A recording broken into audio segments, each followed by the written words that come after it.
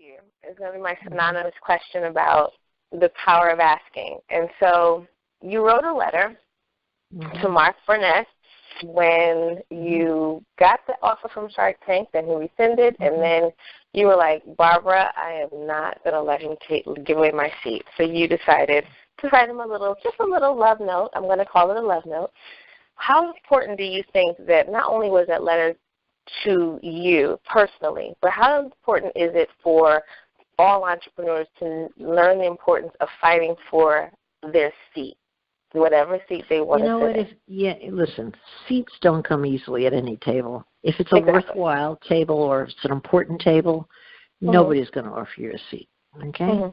It's funny, I just flashed in my head, with Shark Tank, I got to visit President Obama twice, and when I was in Joe Biden's office, even there were like 12 people standing around looking awkward, not knowing what to do. And I said to Joe Biden, hey, does this kitchenette have any chairs? It was a giant, expensive conference table. But does this kitchenette have any chairs?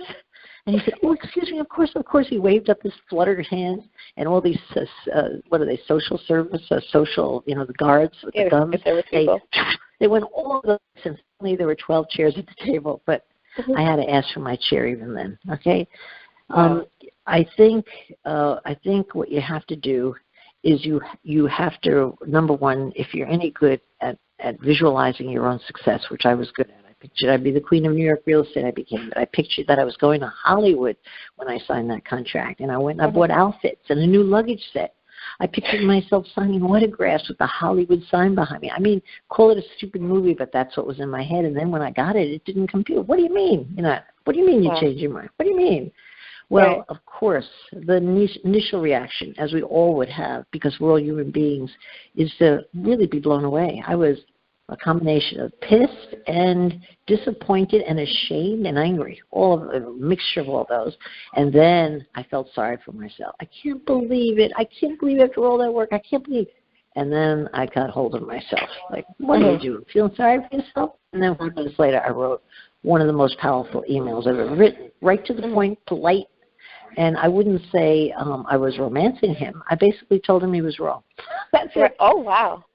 And he, of course, turned in his heels and invited me out because I suggested an alternate solution. If he had picked another woman for the lone female seat, I said, no problem, but let me come out and compete for it.